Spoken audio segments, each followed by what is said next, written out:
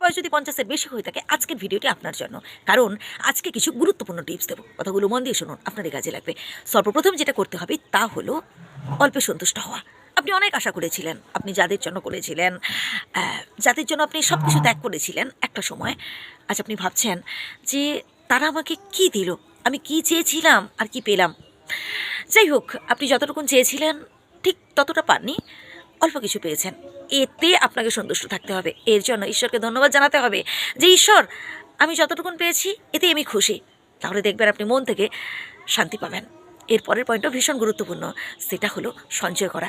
এবার থেকে আপনাকে সঞ্চয়ও করতে হবে, কারণ আজকের এই সঞ্চিত অর্থই একটা সময় আপনার অনেক বড় কাজে সাহায্য করবে। এর পরের পয়েন্টটা গুরুত্বপূর্ণ, সেটা হলো নিজেকে গুরুত্ব দেওয়া। আজ পর্যন্ত আপনি সবাইকে গুরুত্ব দিয়ে গেছেন, ফ্যামিলির প্রত্যেকটা মানুষের চাহিদা পূরণ করেছেন, প্রত্যেককে গুরুত্ব দিয়ে গেছেন, শুধুমাত্র নিজেকে গুরুত্ব দেননি। নিজের কোনটা ভালো লাগে, নিজের কোনটা পছন্দ অপছন্দ আপনি জানেন না। এবার থেকে নিজেকেও গুরুত্ব দিন।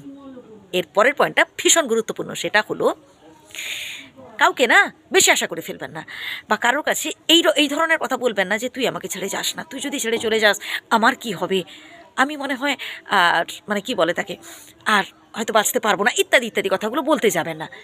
ঠিক আছে, যে মানুষটাকে আপনি বলবেন না সেই মানুষটাই আপনাকে সব থেকে বেশি দূরে সরিয়ে দেবে, সেই মানুষটাই আপনাকে সব থেকে বেশি কষ্ট দেবে। সে আপনার এই উইক পয়েন্টটা বুঝে যাবে। তাই হতাশ না হয়ে যতটুকুন পেয়েছেন তার জন্য খুশি থাকুন।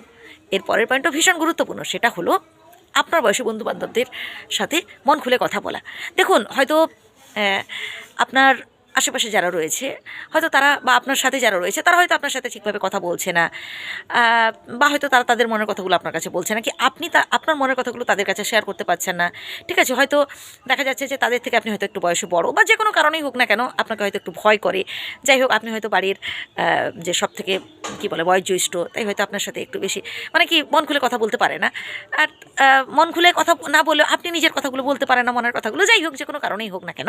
তো আপনাকে বেছে নিতে হবে আপনার বয়সী বন্ধুবান্ধবদের। ঠিক আছে, তাদের সাথে মন খুলে কথা বলুন, তাদের মনের কথাগুলো আপনি শুনুন, দেখবেন আপনার মতো সমস্যায় অনেকে পড়েছে।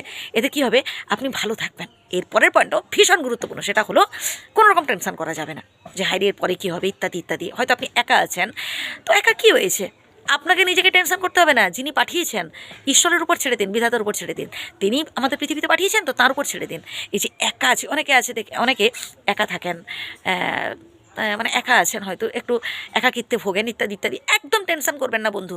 ভবিষ্যতের কথা বাদ দেন, কি হবে এটা না ভেবে না, বর্তমানে আপনি কীভাবে নিজেকে খুশি রাখতে পারছেন, নিজেকে নিজেকে নিজেকে তৃপ্তি দিতে পারছেন, আনন্দে থাকতে পারছেন, এটা ভাবুন।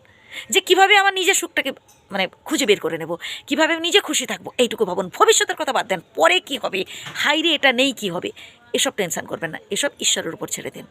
ভবিষ্যতের কথা ভবিষ্যতে, বর্তমানে কিভাবে আপনি নিজেকে সামনের দিকে এগিয়ে নিয়ে যাবেন, নিজে কিভাবে বাঁচবেন, নিজে কিভাবে ভালোতে থাকবেন, বাঁচবেন মানে ভালোতে, একদম ভালোতে থাকবেন, এটা নিয়ে ভাবুন। ভালো থাকবেন। যদি ভুল বলে থাকি ক্ষমা করবেন। ধন্যবাদ।